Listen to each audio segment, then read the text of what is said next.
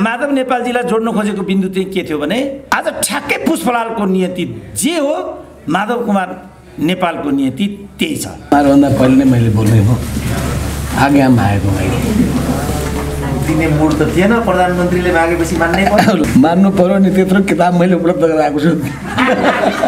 कांग्रेस र कम्युनिस्टको बीचमा सहकार्यको सिलसिला सुरु भयो।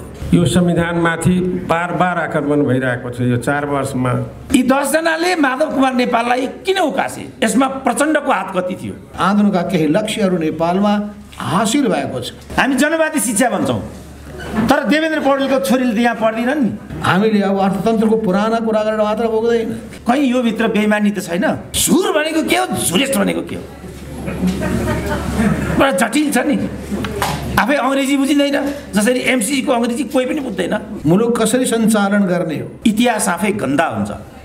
हरिले भनेको झुरेस्ट भनेको मेरो विचारमा त्यही नै होला। राजनीतिको उद्देश्य के हो? बाफ्रे, यही राम्रो हो। हाम्रो कमरेडले जे गर्नुभयो त्यही नै ठिक हो। तपाईँहरूको आफ्ना संस्मरणहरू के छन्? जब म अक्करमा पुगेँ, फर्केर हेर्दाखेरि मलाई उकास्ने मध्ये त्यहाँ कोही पनि थिएन। को सत्ता हाबी हुन खोज्यो? वास्तवमा इतिहासको मर्ममै प्रहार गर्नुपर्ने त्यो क्षणमा हामीहरू छौँ। मेरो खोजी चाहिँ के हो भने यो कम्युनिजम हो कि होइन? यो झुरको पनि झुर चाहिँ कसरी पैदा हुन्छ त? ती सोभियत नागरिकहरू जो नेपालीको झोला बोक्ने ठाउँमा आइपुगे भनेपछि यसको कारण के हो? कम्युनिजम भनेको बढी गर्ने हो, बढी खाने हो। इन्द्रको मैले सुने, अलिकति चाहिँ छुट्यो तर मैले सुन्दाखेरि मलाई एकदम राम्रो लाग्यो। हरि रोकाले त्यसमा फेरि ज्यान थपेको छ र त्यसलाई सैद्धान्तिकरण पनि गरेको छ।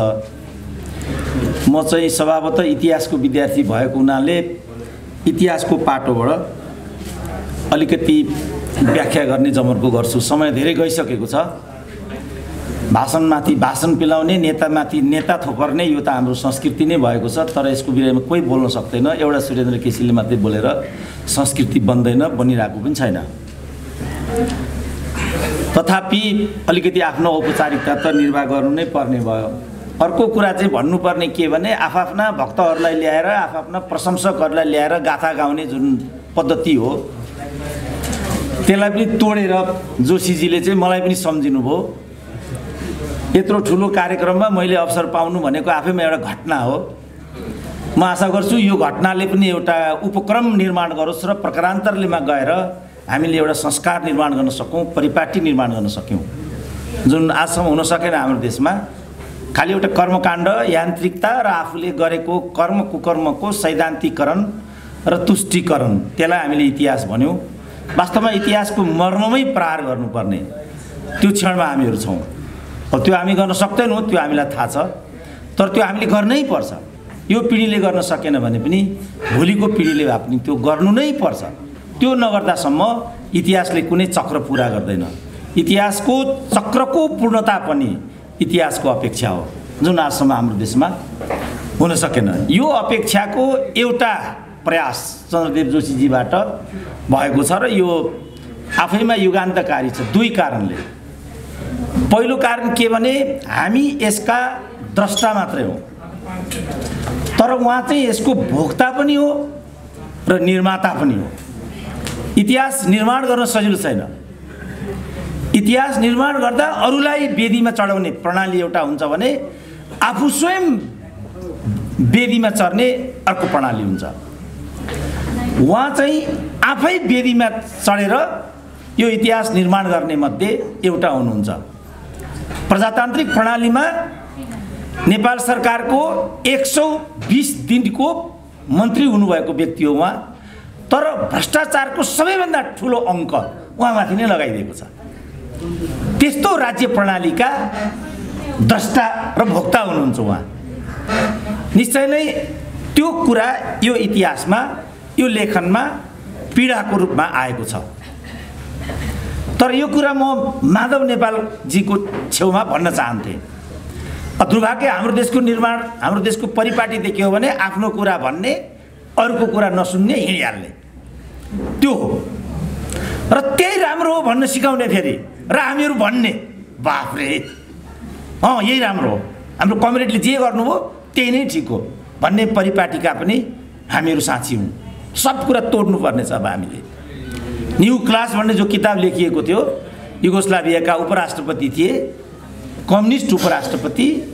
8 वर्ष उपराष्ट्रपति भएपछि उनीहरूले के अनुभव गरे भने कम्युनिस्ट शासन पद्धतिले वर्गविहीन समाजको निर्माण गर्ने होइन, तर उसले एउटा नयाँ वर्गको निर्माण गरेर जाने हो।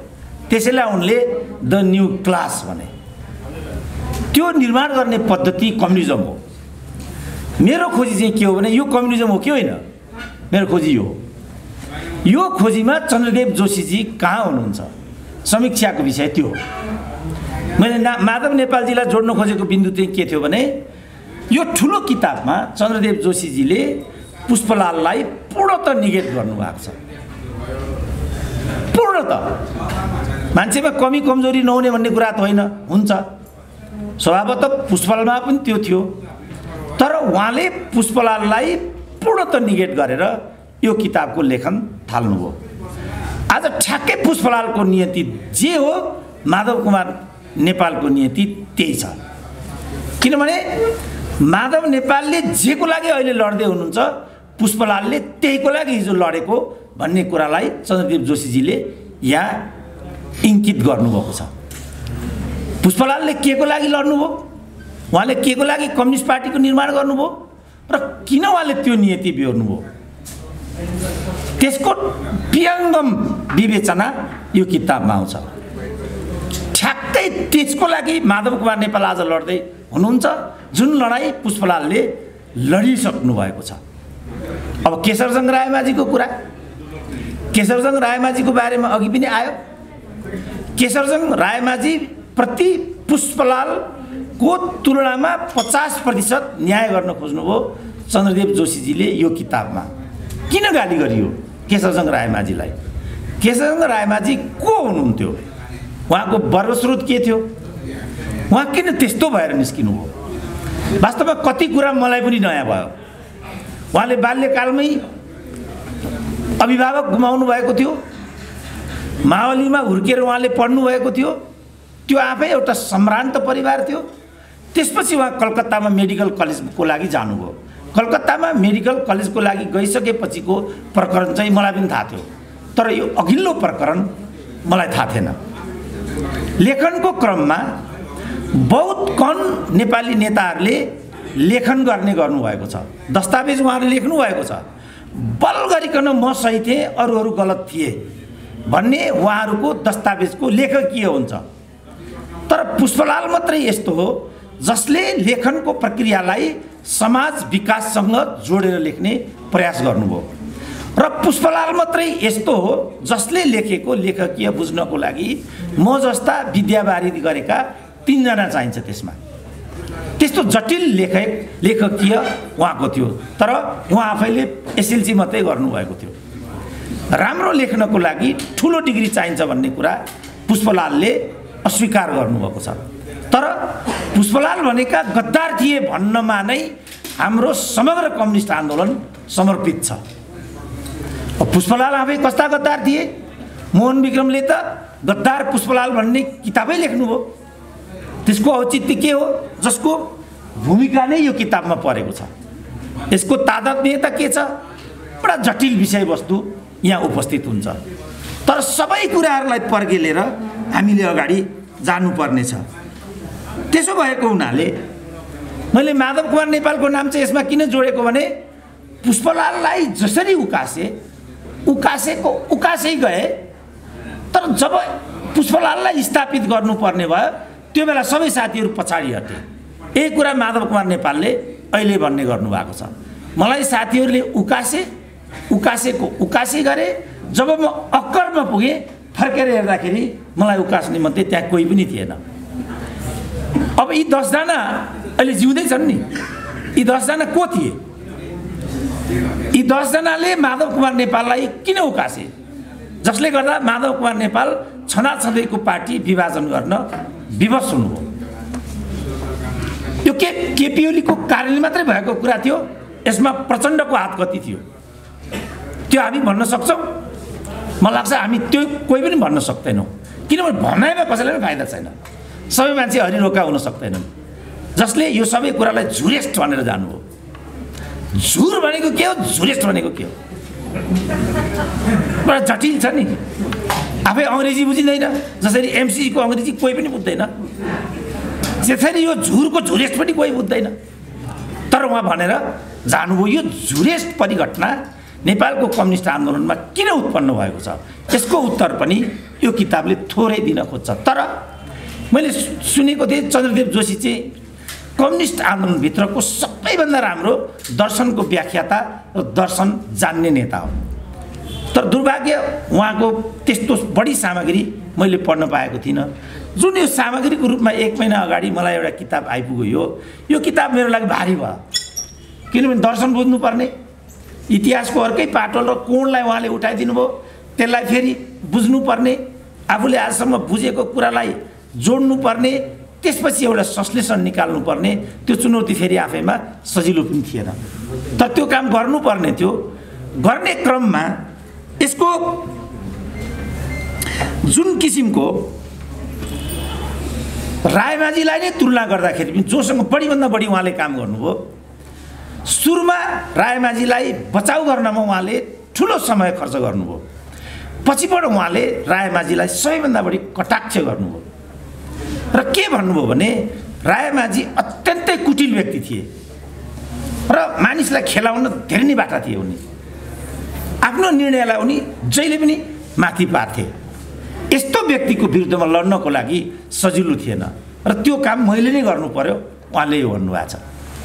त्यसैकारण मैले के भनेको भने हामी चाहिँ यो इतिहासका द्रष्टा मात्रै हौँ, उहाँ चाहिँ यो इतिहासका भोक्ता र कर्ता दुवै हो। उहाँले भोग्नु पनि भएको छ र निर्माण पनि गर्नुभएको छ। विष्णुबहादुर मानन्दरको कुरा छ, अरू नेताहरू पनि त्यहाँभित्र छन्। सबै नेताहरूको चरित्र चित्रण गर्ने कुरा त्यो आफैमा फेरि जटिल पनि छ। किन जटिल छ भने हाम्रो इतिहास लेखनको जुन पद्धति छ त्यो चाहिँ दुईटा अतिबाट चाहिँ गाँजिएको छ। एउटा अति भनेको सकारात्मक गुण परम्परालाई मात्रै अगाडि बढाउने, अर्को भनेको नकारात्मक दोष परम्परालाई मात्रै अगाडि बढाउने, द्वन्द्ववादको व्याख्या गर्ने, तर इतिहासको यो एउटा कोण र प्रतिकोणलाई मात्रै लिएर अगाडि जाने। फलस्वरूप इतिहास आफै गन्दा हुन्छ। हरिले भनेको झुरेस्ट भनेको मेरो विचारमा त्यही नै होला। झुरेस्ट भनेको त झुरभन्दा पनि झुर हो नि। यो झुरको पनि झुर चाहिँ कसरी पैदा हुन्छ त? त्यसलाई नबुझ्दासम्म इतिहास कहिले पनि बुझिँदैन।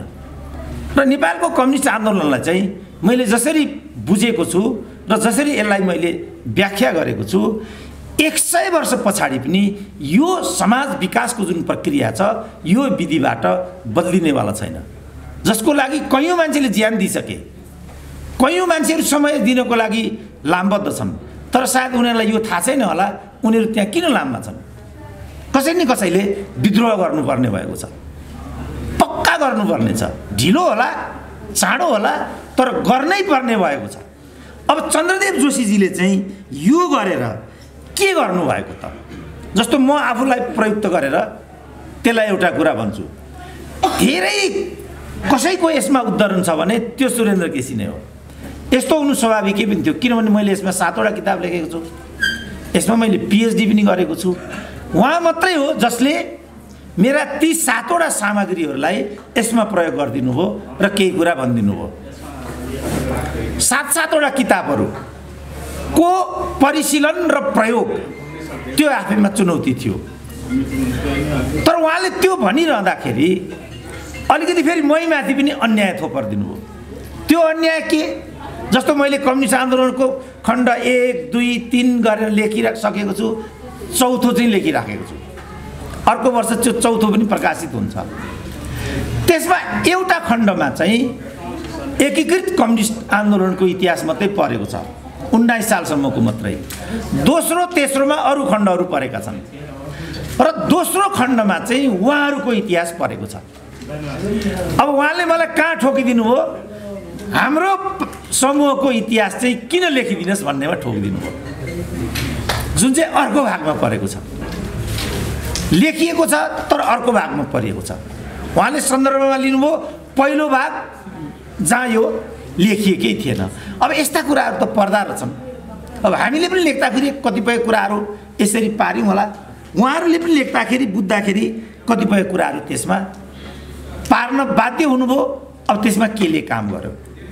यो किताब मैले पढ्दाखेरि मलाई एक खालको आश्चर्यबोध पनि भयो, किनभने यसमा सबै कुराको संयोजन छ। सोभियत सङ्घको कुरा गर्दा 2 वर्ष अगाडि म आफै पनि रसामा पुगेको थिएँ। मैले डाक्टर प्रकाश राज रेग्मीको किताब सोभियत सङ्घको सम्झना भन्ने त्यो किताब पढेको थिएँ मैले त्योभन्दा अगाडि नै। त्यो किताब पढ्दाखेरि सोभियत सङ्घको गाथा उहाँले त्यसमा गाउनु भएको थियो र के भन्नुभएको थियो भनेदेखि त्यो सोभियत सङ्घ जहाँका जनताहरू आफ्नो सोभियत सङ्घको नाम लिनमा साह्रै ठुलो गौरव गर्थे। सोभियत सङ्घको कम्युनिस्ट पद्धतिको अवसान पछाडि जब म फेरि नयाँ रसामा पुग्दाखेरि जुन होटलमा म जानु पर्थ्यो त्यो होटलमा प्रवेश गर्दाखेरि मेरो ब्याग बोक्ने जुन रुसी नागरिक मेरो अगाडि आएको देखेँ। सोभियत जनतालाई त्यस रूपमा हामीले कहिले पनि कल्पना गरेका थिएनौँ। त्यो उहाँले त्यसमा लेख्नुभएको पढ्दा म छक्क परेँ। ती सोभियत नागरिकहरू जो नेपालीको झोला बोक्ने ठाउँमा आइपुगे भनेपछि यसको कारण के हो? त्यो सोभियत जसले ती सोभियत नागरिकलाई त्यो गरिमा दिएको थियो, यी रुसी नागरिक जो अब नेपालीहरूको पनि झोला बोक्ने ठाउँमा आइपुगे भने त्यो समाज व्यवस्थाले केही कुरा दियो कि यो समाज व्यवस्थाले केही कुरा हासिल गर्दैछ? जब म रसामा पुगेको थिएँ त्यो बेलासम्ममा रसाले आफ्नो एउटा लय पक्रिसकेको थियो। नयाँ रसा मैले देखेको थिएँ। चाइना जा भन्दैनन् कसैलाई, न भियतनाम जा भन्छन्, अमेरिका जा भन्छन्। किनभने कम्युनिजम भनेको बढी गर्ने हो, बढी खाने हो। कम्युनिजमको अर्थ त्यति नै हो। बढी काम गर्नेले बढी खाने हो, बढी काम गर्नेले कम्ती खाने हो। यो व्यवस्था रसियामा छ कि चाइनामा छ कि अमेरिकामा छ भन्ने कुरा हो। यहाँ ठुल्ठुला जो कम्युनिस्ट क्रान्ति र कम्युनिस्टको कुरा गर्छन्, कम्युनिस्ट पनि हुँ भन्छन्, तिनीहरूको लक्ष्य पनि अमेरिका नै हुने कारण यही हो। किन उनीहरू नर्थ कोरिया भन्दैनन् त? किन उनीहरू चाइना भन्दैनन्? किन उनीहरू अमेरिकै भन्छन् त? फेरि त्यसपछि उनीहरू युके भन्छन्, त्यसपछि मात्रै उनीहरू स्क्यान्डिनेभियन कन्ट्री भन्छन्। यसपछि मलाई के लाग्यो भनेदेखि कम्युनिजम भन्ने जुन राजनीतिक व्यवस्था छ यसले मानवको जुन भावना हो त्यो भावनालाई काहीँ न काहीँ मिस गरेको छ। मान्छेको जो केमिस्ट्री हो त्यो केमिस्ट्रीलाई यसले ग्र्याप गर्दैन। अहिलेको चुनौती भनेको मैले बुझेको 21औं शताब्दीको कम्युनिजमको चुनौती भनेको मान्छेको त्यो केमिस्ट्रीलाई ग्र्याप्स गर्न सकिन्छ कि सकिँदैन भन्ने हो। ग्र्याप्स गरेर के चाहन्छ त मान्छे? अहिलेको मान्छे, प्रत्येक मान्छे के चाहन्छ? हामी जनवादी शिक्षा भन्छौँ, तर देवेन्द्र पौडेलको छोरीले त यहाँ पढ्दिनन् नि। हामी पुँजीवादीको जुन ब्युटी कन्टेस्ट छ त्यसलाई दुत्कारछौँ, तर हाम्रा नेताका छोरीहरू पनि ब्युटी कन्टेस्टमै सहभागी हुन्छन्। हामीहरू क्रान्तिकारी कुरा गर्छौँ, त्यसपछि पढ्नको लागि त अमेरिकै जान्छौँ। यो मान्छेको केमिस्ट्रीभित्र भएको समस्या हो।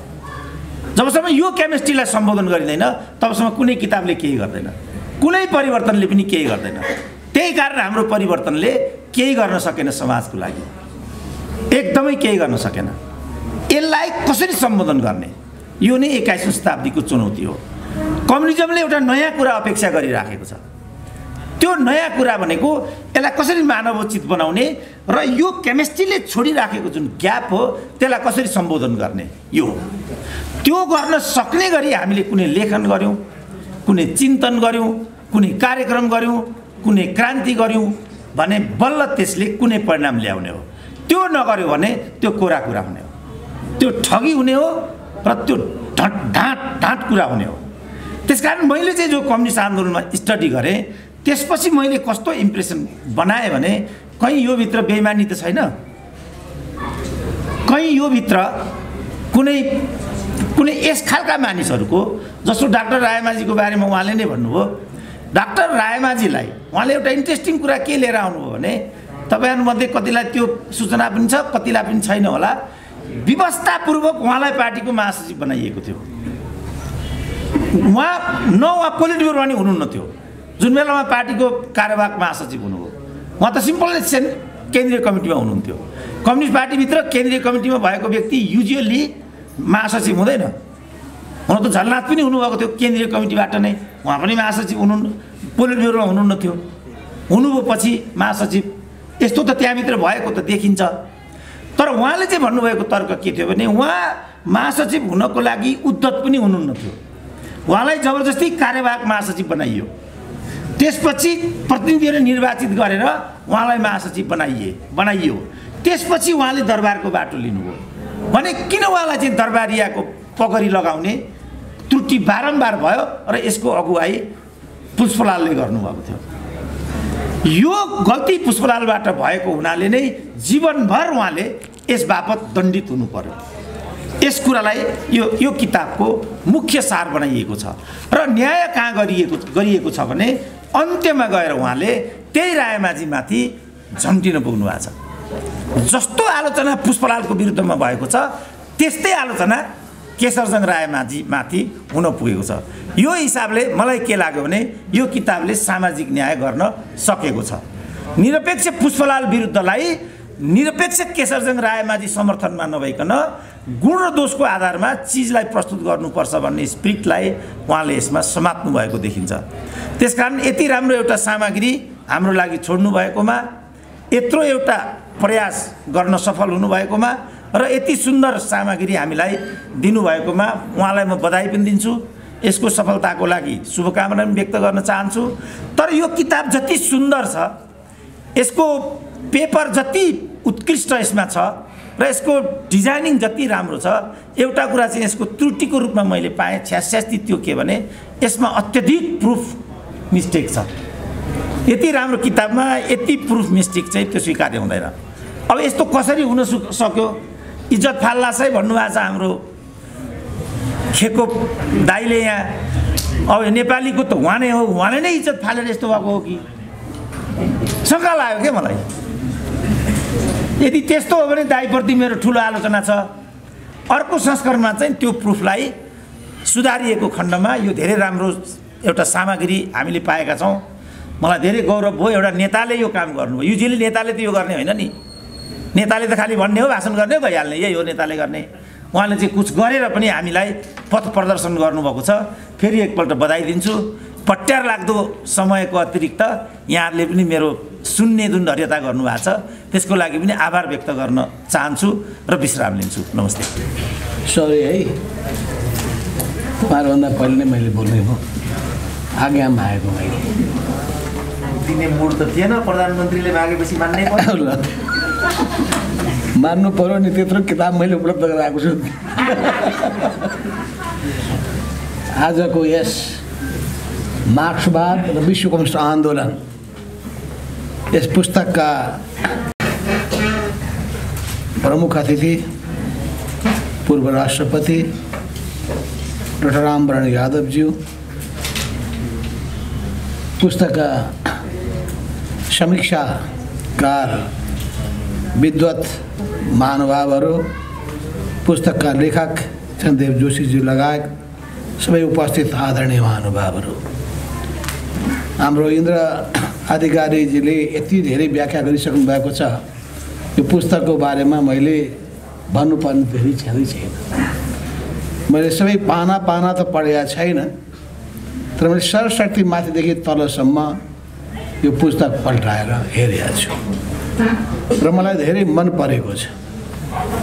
पुस्तकका कतिपय विषयहरूको बारेमा सहमति नहुन सक्ला र म सहमत छैन पनि, तर यसका बावजुद पनि यति मेहनत गरेर जाँगर गरेर यो लेख्नु पनि जाँगर गर्नु हो, जाँगरको साथसाथमा मेहनत गर्नु पनि हो र गहन चिन्तन मनन गर्नु पनि हो, इतिहासको धेरै संस्मरण गर्नु पनि हो र यो सबैलाई लिपिबद्ध गर्नु पनि हो।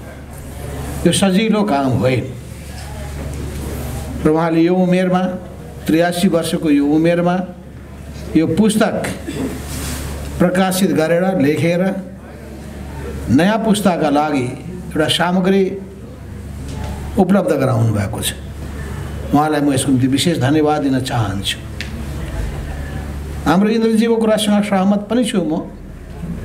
3टा पुस्तक निकालिदिए पनि हुन्थ्यो। मार्क्सवाद सम्बन्धी पहिलो, नेपालको विश्वको कम्युनिस्ट आन्दोलन सम्बन्धी दोस्रो, नेपालको कम्युनिस्ट आन्दोलन सम्बन्धी तेस्रो, 3टा च्याप्टरमा बाँडिदिए पनि हुन्छ। र मार्क्सवादको जेनरल विश्वको समाजवादी मुलुक र कम्युनिस्ट आन्दोलनको दोस्रो र नेपालको कम्युनिस्ट आन्दोलनको तेस्रो। तर एउटै ठाउँमा हुँदाखेरि हामीलाई फाइदा पनि छ। एउटै पुस्तक अध्ययन गर्नका लागि, पढ्नका लागि, अलि विश्लेषण गरेर बुझ्नका लागि, विश्लेषणात्मक चेत राखेर अध्ययन गर्नका लागि हामीले नयाँ पुस्तालाई प्रेरित पनि गर्नुपर्दछ। र मैले यो केही किताबहरू हाम्रै पार्टीको निम्ति पनि, विभिन्न नेता र कार्यकर्ताको निम्ति पनि दिनुपर्छ भन्ने मलाई लागेको छ र मैले भनिसकेको छु, बुक गरिसकेको छु मैले। र मैले विभिन्न ठाउँमा सन्दर्भको रूपमा चर्चा पनि गरेको छु। यति मेहनत गरेर सम्भवतः कसैले पुस्तक लेखेका थिएनन्। विभिन्न अलग अलग विषयहरूमा पुस्तकहरू लेखिएको छ। नेपालको कम्युनिस्ट आन्दोलनका विभिन्न कार्यक्रमसित जोडिएका कुराहरू, नीतिसँग जोडिएका कुराहरू, रणनीतिसँग जोडिएका कुराहरू, पार्टीको दस्तावेज तयार गर्ने कुरासँग जोडिएका कुराहरू, यी सबै कुराहरूको सन्दर्भमा होला। तर एउटै पुस्तकमा यी तीनटै पक्षहरू, मार्क्सवादको इतिहासदेखि लिएर यसको विकास क्रमको बारेमा, विश्व कम्युनिस्ट आन्दोलनको उत्थानदेखि लिएर त्यसले भोग्नु परेको अनेक भनौँ चुनौतीहरूको बारेमा र नेपाल कम्युनिस्ट आन्दोलनले पार गरेको उतार चढावको यी सबै श्रृङ्खलाहरूको बारेमा कतिपय कुराहरूसँग सहमत नहुँदा हुँदै पनि यो धेरै प्रशंसनीय प्रयास हो। म धेरै धेरै उहाँलाई बधाई दिन चाहन्छु र आगामी दिनमा पनि अझै पनि उहाँले यो उमेरमा पनि बसेर अरू पनि सामग्रीहरू तयार गर्नुभयो राम्रै पनि हुन्छ, सकिँदो पनि रहेछ। मेरै बुवा त 100 वर्षको उमेरसम्म लेखिरहनुहुन्थ्यो, पढिरहनुहुन्थ्यो। हामी सकौँला नसकौँला, तपाईँले सक्नुहोस्। धेरै धेरै शुभकामना छ। वास्तवमा कम्युनिस्ट आन्दोलनको बारेमा चर्चा गर्दाखेरि धेरै कुरामा बहस गर्न सकिन्छ। नेपालको सन्दर्भमा चर्चा गर्दाखेरि पनि धेरै बहस गर्न सकिन्छ। समाजवादको उद्देश्यलाई अगाडि सारेर या भनौँ राजनीतिको उद्देश्यलाई अगाडि सारेर पनि बहस गर्न सकिन्छ। राजनीतिको उद्देश्य के हो? राजनीतिक पार्टीहरूको उद्देश्य के हो? नेताहरूको कर्तव्य के हो? मुलुक कसरी सञ्चालन गर्ने हो? मुलुकले कस्तो बाटो समाउनु पर्ने हो? संसारका विभिन्न मुलुकहरूले किन कसरी प्रगति गर्न सके र हाम्रो देशले किन र के कारणले गर्दाखेरि अपेक्षित प्रगति गर्न सक्न सकेको छैन? यसको के होला कारणहरू? यसमा गम्भीर विवेचनाको आवश्यकता छ, गम्भीर विश्लेषणको आवश्यकता छ। संसारका विभिन्न देशका अनुभवको बारेमा धेरै धेरै पुस्तकहरू लेखिएका छन्। हाम्रो देशको सन्दर्भमा पनि कतिपय रचनाहरू हामी पाउँदछौँ। त ती रचनाहरूलाई अझै राम्रो ढङ्गले विवेचना गर्दै गहिरो समीक्षाको आवश्यकता छ। किनभने आन्दोलनका विभिन्न लक्ष्यहरू रहेका छन्। आन्दोलनका केही लक्ष्यहरू नेपालमा हासिल भएको छ। राणा तन्त्रकोलाई चुनौती दिएर त्यसलाई पराजित गर्ने काम नेपालकै राजनीतिक दलहरूले, नेपालकै राजनीतिक नेताहरूले गरेका छन्। हाम्रै देशका नेताहरूले विदेशीहरूलाई चुनौती दिएका छन्। नेपालमा आधिपत्य जमाउन दिएनन्। नेपाललाई स्वतन्त्र र स्वाभिमानी मुलुकको रूपमा कायम गर्ने काममा भूमिका खेलेका छन्। त्यस्ता व्यक्तित्वहरूका साथसाथै राजनीतिक दलहरूले पनि भूमिका खेलेर राणा तन्त्रलाई र निरङ्कुश शासनलाई उखेलेर फालेका हुन्। पञ्चायती व्यवस्था फेरि झेल्नु पर्यो, त्यसकोलाई पनि चुनौती दिए, त्यसलाई पनि उखेलेर फालेका पनि हुन्। यी सबै सन्दर्भमा विभिन्न व्यक्तिहरूको निरन्तरता, राजनीतिक निरन्तरता या अडानको निरन्तरता नरहेको पनि देखिन्छ। यसका पछाडिका कारणहरू के हुन सक्लान्? ती प्रत्येकले आफ्नो आफ्नो अनुभूतिहरू लेखेर वास्तवमा हामीलाई दिएको भए धेरै राम्रो हुन्थ्यो। मैले धेरै सन्दर्भमा हाम्रो शैलेन्द्र कुमार उपाध्यायजीसँग कुरा गरेका थिएँ र मैले अरू विभिन्न नेताहरूलाई भन्ने गरेको छु, तपाईँहरूको आफ्ना अनुभूतिहरू केही छन्, तपाईँहरूको आफ्ना संस्मरणहरू केही छन्। विभिन्न नेताहरूको बारेमा, राजनीतिक घटनाक्रमहरूको बारेमा तपाईँहरूले कसरी हेर्नु भएको छ, त्यो तपाईँहरूको हेराइ बुझाइ आइदियो भने अनि हामीले पनि त्यसले एउटा जानकारी, पहिलो कुरा। दोस्रो, विश्लेषण गर्न मद्दत। दोस्रो कुरा, र हाम्रो सोचको धारालाई पनि फराकिलो बनाउनको लागि मद्दत पुग्ने यो तेस्रो कुरा पनि हुन सक्ने थियो। यस अर्थमा वास्तवमा यस्ता पुस्तकहरू संस्मरणात्मक पुस्तकको अभाव छ। म संस्मरणात्मक पुस्तक पनि आफ्नो आत्मजीवनीसँग जोडिएको संस्मरणसँग जोडिएको पनि पुस्तक तयार गर्नुभयो भने राम्रो हुन्थ्यो। मैले विष्णुबहादुर महानन्दजीलाई पनि भनेको थिएँ, तपाईँलाई थाहा छ होला म रौतहट जिल्लाकोमा जन्मेको व्यक्ति हुँ। मेरो घरको ठिक सामुनेमा विष्णुबहादुर महानन्दजीको घर छ। महानन्द परिवार, हाम्रो परिवार र मारवाडी परिवार र त्यसो राणा परिवार, 4 परिवारको त्यो जिल्लामा मूल भूमिका रहने गरेको छ। त त्यसमध्ये विष्णुबहादुर महानन्दजीको सिङ्गो त्यो महानन्द खलक त्यहीँ वरिपरि हाम्रो घरको वरिपरि विष्णुबहादुरजी अगाडि। तर विष्णुबहादुरजी अगाडि हुँदाहुँदै पनि त्यो विचारमा म आकर्षित हुन सकिनँ। एक त म आकर्षित भएँ पुष्पलालको विचारबाट। र पुष्पलाल तपाईँलाई थाहा छ 2006 सालमा कम्युनिस्ट पार्टीको स्थापना गर्ने व्यक्ति हुनुहुन्थ्यो, त्यसको पहिलो महासचिव हुनुहुन्थ्यो। र त्यतिखेरको सन्दर्भमा अगाडि बढ्दै जाने क्रममा अनि केशवचन्द्र रायमाझी र अर्को धार दोस्रो महाधिवेशनपछि देखा पर्न थाल्यो। हो यी सबै कुराहरूको सन्दर्भमा नेपाल हाम्रो रौतहट जिल्ला त कस्तो जिल्ला पर्यो भन्दाखेरि एकातर्फ रायमाझी धार या मानन्द धारको रूपमा अगाडि बढ्यो, अर्को पुष्पलाल धार पनि त्यहीँ अगाडि बढ्यो, तुलसीलालजीको पनि त्यही किसान सङ्गठनको हेडक्वार्टर त्यही रौतहट जिल्ला इनरवारी गाउँ त्यो घर अझै पनि विद्यमान छँदैछ, उहाँको पनि धार अगाडि बढ्यो। चौथो हामीले सुरु गरेको अर्को क्रान्तिकारी धार जसलाई कोके धार पछाडि भनियो, माले धार भनियो, एमाले धार भनियो, एमाले हुँदै हुँदै अब एकीकृत समाजवादीको धारको रूपमा अगाडि बढिरहेछ। भनेपछि कम्युनिस्ट आन्दोलनका विभिन्न धारहरूका साथसाथै फेरि नेपाली कङ्ग्रेसले पनि त्यही ढङ्गले त्यहाँ सङ्गठन र बैरगनिया सम्मेलन तपाईँलाई थाहा छ नेपाली कङ्ग्रेसले गरेको पनि हाम्रै गौरको पारिपट्टिको बजारमा त्यहाँ बैरगनिया सम्मेलन भएको थियो। त बैरगनिया सम्मेलन भएको र नेपाली कङ्ग्रेसका त्यहाँ नेताहरूले पनि महत्त्वपूर्ण भूमिका निर्वाह गरेका र कम्युनिस्ट पार्टी र काङ्ग्रेस पार्टी दुईटैका नेताहरूको बिचमा राम्रै सम्बन्ध र सहकार्य हुने गरेको पनि थियो। अब वास्तवमा कम्युनिस्ट आन्दोलनको र नेपालको राजनीतिको विवेचना गर्दाखेरि पुष्पलालले सही कुरा सुरुदेखि भन्नुभएको थियो कि नेपालमा यदि काङ्ग्रेस र कम्युनिस्ट दुईवटा महत्त्वपूर्ण शक्तिहरू वामपन्थी शक्ति र लोकतान्त्रिक शक्तिहरू मिलेनन् भने यिनीहरू सफल हुन सक्दैनन्। उहाँको भनाइ सही साबित भयो। तर कतिपय नेपाली कङ्ग्रेसका नेताहरूले नै त्यो कुरालाई बुझ्न सक्नु भएन। तर पछिल्लो कालमा जब गणेशमानजी, कृष्णप्रसाद भट्टराईजी अनि गिरिजाप्रसाद कोइराला यी नेताहरूले कुरालाई बुझिसकेपछि अनि काङ्ग्रेस र कम्युनिस्टको बिचमा सहकार्यको सिलसिला सुरु भयो। सहकार्यको सिलसिला सुरु भइसकेपछि एकदम छोटो समयमा हामीले पञ्चायती व्यवस्थालाई ढाल्यौँ र त्यसपछि बहुदलीय व्यवस्थाको स्थापना गऱ्यौँ र बहुदलीय व्यवस्थालाई अघि बढाउँदै लिएर जाने क्रममा प्रतिस्पर्धाको राजनीतिमा भाग लिँदै जाने क्रममा स्थिति कहाँ पुग्यो भन्दाखेरि पछिल्लो राजामा महत्त्वाकांक्षा पलाएर गइसकेपछि सत्ता आफ्नो हातमा लिने र त्यसपछि बहुदलीय व्यवस्थाका मर्ममाथि नै आघात गरेर अर्को सत्ता निरङ्कुश सत्ता हावी हुन खोज्यो र त्यसलाई पनि पराजित गर्नका लागि फेरि यो दुईटा शक्तिले मूलतः यो दुईटा शक्ति एकताबद्ध हुनु पर्यो।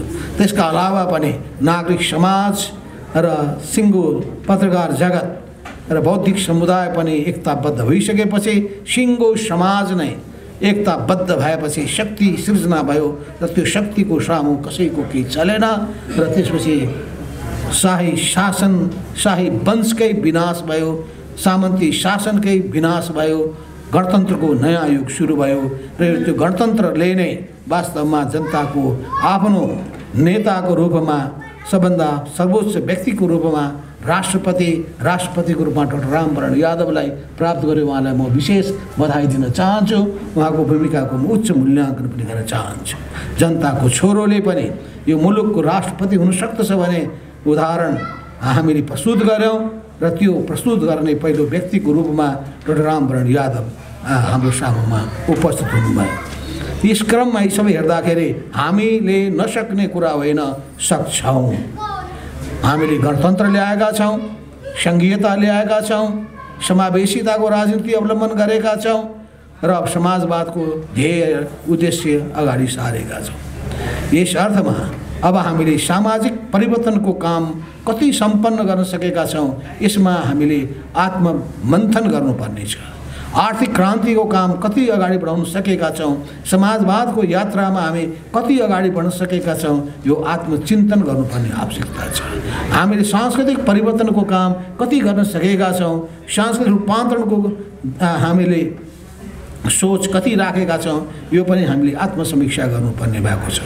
त्यस अर्थमा अझै पनि हाम्रो सामुमा सामाजिक आर्थिक सांस्कृतिक रूपान्तरणको गहिरो जिम्मेवारी छँदैछ र यी तीनटै क्षेत्रमा जबसम्म हामी रूपान्तरण गर्दैनौँ, नयाँ चेतबाट मान्छेलाई हामी अग्रसर गराउँदैनौँ, सांस्कृतिक रूपान्तरण गर्न सक्दैनौँ र त्यसपछि आर्थिक क्षेत्रमा हामीले आमूलचूल परिवर्तन गर्नका लागि हाम्रो अर्थतन्त्रलाई एउटा नयाँ उचाइमा पुर्याउनका लागि उत्पादनमा वृद्धि गर्ने, उत्पादन सम्बन्धमा परिवर्तन गर्ने र साँचो अर्थमाथि गरिब भोका नाङ्गा जनताको निम्ति हामीले शासन स्थापित गर्ने कुरा जबसम्म गर्दैनौँ, हामीले भन्ने गरेको समावेशिताको कुनै अर्थ रहँदैन। समावेशिताको मूल कुरामा पनि के कुरा आउँछ भने घाँस बाँस कपास शिक्षा स्वास्थ्य रोजगारी यी समस्याहरू आधारभूत समस्या समाधान हुन सकेनन् भने, गरिबी र अभावबाट मान्छे र पछौटेपनबाट मान्छे चिचिए भने वास्तवमा उसको निम्ति अरू परिवर्तनको कुनै अर्थ रहँदैन। यस अर्थमा हामीले त अहिले नयाँ युगको जति पनि उपलब्धिहरू छ त्यसलाई आत्मसात गरेर अगाडि बढ्नुपर्ने छ। हामीले अब अर्थतन्त्रको पुराना कुरा गरेर मात्र पुग्दैन। यस अर्थमा पनि हाम्रो समाज अहिले संविधानले 3 खम्बे अर्थतन्त्रको नीति अवलम्बन गर्दै राजकीय क्षेत्रको भूमिकालाई अर्थात् सार्वजनिक क्षेत्रको भूमिकालाई, त्यसपछि निजी क्षेत्रको भूमिकालाई र सहकारी क्षेत्रको भूमिकालाई बडो कम्बाइन हिसाबले 3 खम्बे अर्थनीतिको रूपमा अगाडि सार्ने काम गरेको छ। र हामीले विश्व अर्थतन्त्रमा देखेका छौँ कि जब लेसेस-फेयरले पोलिसी लिएको या भनौँ निजी क्षेत्रको मात्र वर्चस्व रहेको अर्थतन्त्र उदाएको बेलामा पनि त्यसले ठुलो सङ्कटमा पुर्यायो र गरिबी अभावलाई अझै बढाएर लड्यो। तर अर्कोतर्फ त्यसबाट सामना गर्नका लागि राज्य नियन्त्रित अर्थतन्त्र अगाडि सारिसकेपछि, राज्यले नै सबै जिम्मा लिने कुराहरू गइसकेपछि, राज्यले जिम्मा लिने कतिसम्म भन्दाखेरि बुटको यो जुत्ताको पलिस लगाउनका लागि पनि राज्यले नै गर्नुपर्ने, कपाल काट्ने जिम्मा पनि राज्यले लिनुपर्ने। मलाई लाग्छ सोभियत सङ्घमा त्यही थियो होला, म चिनमा पनि मैले त्यो देखिरहेको थिएँ। तर त्यो पनि सफल हुन सकेन। राज्य नियन्त्रित अर्थतन्त्र पनि सफल भएन र निजी नियन्त्रित अर्थतन्त्र पनि सफल हुन सकेपछि मिश्रित अर्थतन्त्रको युगमा हामी प्रवेश गऱ्यौँ। तर मिश्रित अर्थतन्त्रले पनि समस्याको समाधान गर्न सकेन। अहिले हामी 3 खम्बे अर्थतन्त्रको नीति अवलम्बन गर्दै अगाडि बढ्न खोजिरहेका छौँ। यसलाई हामी व्यवहारमा लागू गर्न चाहिरहेका छौँ। तर यी सबै व्यवहारमा लागू गर्ने कुराको सन्दर्भमा हामी वास्तवमा कस्तो नेपाल बनाउन चाहन्छौँ, हाम्रो भिजन के र हाम्रो परिकल्पना के, त्यो भिजन र त्यो परिकल्पनाको आधारमा हामीसँग वस्तुगत योजनाहरू, वस्तुवादी योजनाहरू, सामग्रिक योजनाहरू छन् कि छैनन्। ती सामग्रिक योजनाहरूलाई वास्तवमा निर्देशित गर्ने सोचको रूपमा त समाजवाद छँदैछ र जनताको सुख र समृद्धि छँदैछ। यी दुईटै कुरालाई केन्द्रबिन्दुमा राख्नका लागि हाम्रो प्रशासन यन्त्र वास्तवमा स्वच्छ छ कि छैन, त्यो परिपाटी अनुसार चलिरहेको छ कि छैन भनेपछि त्यहाँ ठुलो समस्या छ। समस्या कहाँ देख्दछु भने व्यक्तिको भ्रष्टीकरणमा, व्यक्तिमा व्यक्तिवादी प्रवृत्ति हुर्किएको स्थितिमा र त्यो व्यक्तिवादी प्रवृत्ति सत्तामा पुग्ने र सत्ताको मात्तिने यो प्रवृत्ति र त्यसपछि सत्ताको दुरुपयोग गर्ने यो प्रवृत्ति यो समाप्त नभएसम्म र सबै थोक विधिबाट चल्ने, देश संविधानबाट चल्ने, पार्टी विधानबाट चल्ने यो स्थितिलाई कडाइका साथ पालन गरिएन भने त्यसपछि त्यस्तै निरङ्कुश शासकहरू हामी पाउनेछौँ, निरङ्कुश नेताहरू, अधिनायकवादी नेताहरू हामी पाउनेछौँ। त्यो यी सबैबाट मुक्त हुनका लागि जनतामा जागरुकता चाहिन्छ, दलहरूमा जागरुकता चाहिन्छ, विद्रोही चेत चाहिन्छ। त्यो विद्रोही चेत र भावनाका साथ विगतका सबै कुराको समीक्षा गर्दै कसरी हामीले हाम्रो देशको विकासको कुन कुन क्षेत्रमा कति महत्त्व दिनुपर्ने हो, हामीले हाम्रो अर्थको विनियोजन कसरी गर्ने हो, के गर्दाखेरि चाहिँ अधिकतम लाभ प्राप्त गर्न सक्दछौँ, हामी कस्ट र बेनिफिटको एनालिसिस कसरी गरिरहेका छौँ, यी सबै कुराको निम्ति संसारका विभिन्न देशका अनुभवहरू के छन्, यी सबैको समीक्षा गर्नुपर्ने पाटो अलग छ।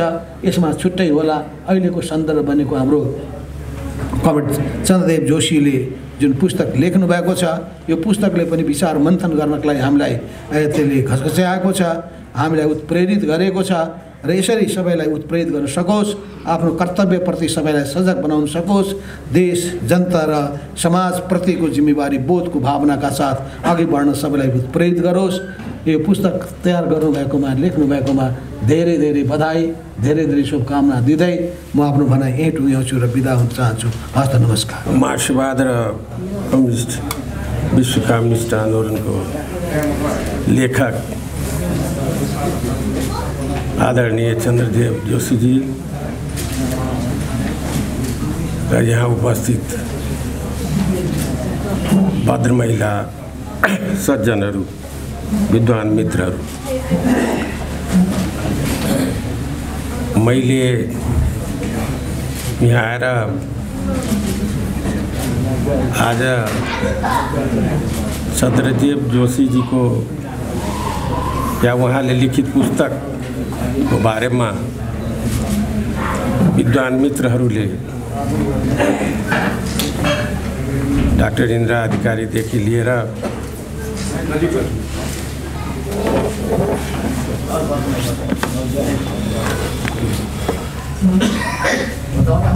डाक्टर इन्द्र अधिकारी, डाक्टर हरि बोका, डाक्टर सुरेन्द्र केसी सबैजनाले साङ्गो पाङ्गो विश्लेषण यो किताबको बारेमा गरिसक्नु भएको छ। यसमा विशेष केही म पस्किन सक्दिनँ। मैले उहाँहरूसँग सहमत छु। उहाँ विद्वानहरूले म पनि इन्द्र अधिकारी, डाक्टर हरि बोका, डाक्टर सुरेन्द्र केसीहरूको लेख, विचार र चन्द्रदेव जोशीसँग म सँगसँगै यात्रा गरिरहेको छु। निश्चय नै मैले यहाँ बसेर सोचिरहेको थिएँ कि यहाँ मार्क्सवादी विद्वानहरू छ, लेखकहरू छ, समीक्षकहरू छ, यसको बिचमा मैले के बोल्ने होला। त म यहाँहरूलाई के भन्न चाहन्छु कि हामीहरू समकालीन छौँ। नेपालको जुन इतिहास छ, मोडर्न इतिहास, यो 70-80 वर्षको, त्यो हामी भुक्तभोगी छौँ। हामी आफै प्लेयर पनि छौँ, भोग्या पनि छौँ, देखा पनि छौँ। र म प्र्याक्टिकल मान्छे भएँ। हामी दुईजना, उहाँ पनि साइन्सको विद्यार्थी, म पनि साइन्सको विद्यार्थी। उहाँ इन्जिनियर भएर मार्क्सवाद अध्ययन गर्नु र आफ्नो जीवनमा त्यसलाई कसरी प्र्याक्टिस गर्ने अगाडि बढ्नु। एउटा जनवादी समाजवादी चिन्तनलाई अगाडि बढाउँदै म लोकतान्त्रिक समाजवादी चिन्तनको धारबाट अगाडि बढेँ। देशमा हामीले राणाकालमा जन्म्यौँ, पञ्चायत भोग्यौँ, तानाशाही व्यवस्था। लोकतन्त्रमा कहीँ न कहीँ हामीहरू आफै प्लेयर थियौँ। अहिले गणतन्त्र, अहिले हामी गणतान्त्रिक व्यवस्थामा छौँ। लोकतान्त्रिक गणतान्त्रिक व्यवस्थामा संहितासहित, धर्मनिरपेक्षतासहित यहाँ दुईटा धार जो काङ्ग्रेस र कम्युनिस्टको स्थापना नै यस्तो बेलामा भएको थियो कि देशमा अवस्था, त्यो पार्टी खोल्ने अवस्था थिएन। संसारमा जुन बेला परिवर्तनको या उपनिवेशवादको विथड्रल भइरहेको थियो र पहिला विश्वयुद्ध पछि दोस्रो विश्वयुद्ध र त्यस बेलामा काङ्ग्रेस र कम्युनिस्टको स्थापना र अगाडि बढ्दै नेपालको समाजलाई कसरी परिवर्तन गर्ने त्यो धारमा अगाडि बढ्दै 7 सालको क्रान्ति, 17 सालको प्रतिगमन, 40 को परिवर्तन, 62-63 को परिवर्तन र हामीहरू यहाँ समाइसकेका छौँ। विद्वानहरूले किताबको बारेमा धेरै भन्नुभएको छ। म सिर्फ चाहिँ कि सन्दीप जोशीजीलाई बधाई दिन चाहन्छु कि उहाँ आफ्नो जिन्दगीको उत्तरार्धमा जिन्दगीमा भोगेको, अध्ययन गरेको र मार्क्स आज सिर्फ कम्युनिस्टको दायरामा मार्क्सको चिन्तन छैन। मार्क्सको चिन्तन जहाँ समाज छ, जहाँ राज छ, जहाँ राजनीति छ, जहाँ अर्थशास्त्र छ, त्यसमा कसरी समाजलाई व्यवस्थापन गर्ने त्यो एउटा दर्शन हो। त्यो सबैको लागि जुन गणतन्त्र छ, लोकतान्त्रिक गणतन्त्र छ, संहिता सहित छ, धर्मनिरपेक्षता सहित छ, समावेशता सहित छ र लोकतन्त्रको यत्रो ठुलो आँगन छ जसमा सबैले प्ले गर्न पाउँछ। जुन विचारका होस्, यहाँ हामीले सामन्तका अवशेषहरू जो राजाका बारेमा भन्छौँ हामीले उखाडेर फाल्यौँ।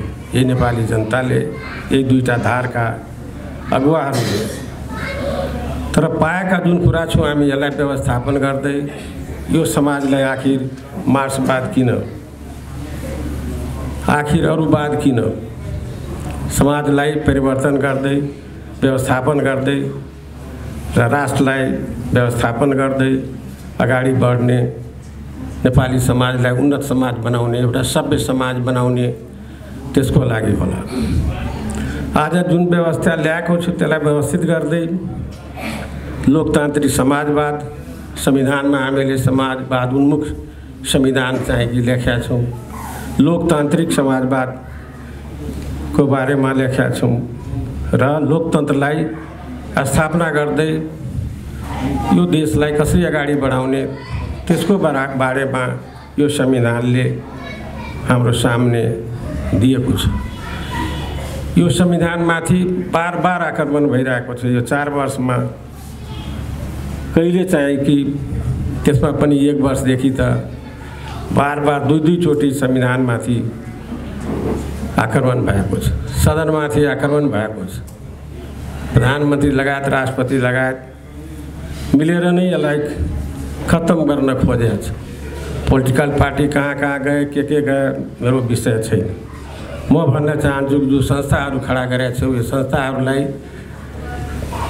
न्युट्रिसन दिने, पौष्टिक आहार दिने, यसलाई मजबुत गर्ने लोकतन्त्रको 3टा संस्था जो पिलर हुन्छ त्यसमा एजुकेटिभ नै प्रहार गर्ने सदनमाथि र बार बार प्रहार गर्दै 5वटा पार्टीले र नागरिक समाजले, बुद्धिजीवीले, नेपाली जनताले, अदालतले त्यसलाई कुनै न कुनै प्रकारले बचायो। तर अहिले त्यही न्यायालयलाई कसरी होस्टेज बनाएको छ, अदालतको त्यो स्थिति छ, सदनको त्यो स्थिति छ। पोलिटिकल पार्टीले संविधान र विधानअनुसार आफ्नो अधिवेशनहरू निश्चय नै गर्दै आएको छ, त्यो सुखद कुरा हो। तर यो व्यवस्थालाई बचाएर हामी नेपालीले लग्ने कि नलग्ने,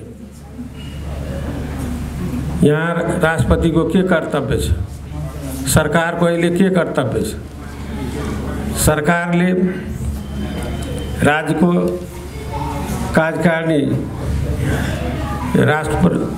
सरकार प्रमुख, त्यसको दायित्व छ अहिले पोलिटिकल पार्टीहरूलाई एक ठाउँमा राखेर छलफल गरेर कसरी चाहिँ कि अदालत कसरी चलाउने, प्रतिनिधि सभा जहाँ राष्ट्रको सम्पूर्ण समस्याको समाधान गर्ने त्यही थलो, त्यसलाई बन्धक बनाएर राखिएको छ। त्यसको लागि राष्ट्रपतिको कर्तव्य के छ, सरकारको हेडको कर्तव्य के छ, पोलिटिकल पार्टीको कर्तव्य के छ, नागरिक समाजको कर्तव्य के छ, हामी तपाईँ नेपाली जनता, साधारण जनताको कर्तव्य के छ? त्यो कर्तव्य हामीले निर्वाह गर्ने कि नगर्ने, यसलाई व्यवस्थापन गर्दै यसबाट हामीले उन्नत समाज समाजवादको स्थापनातर्फ लग्नको लागि कोसिस मैले यो 62-63 पछि उहाँसँग धेरै सँगसँगै हिँडेँ। म राष्ट्रपति भएको बेलामा पनि जोशीजीलाई बोलाएर अरू नेताहरूलाई बोलाएर छलफल गर्थेँ।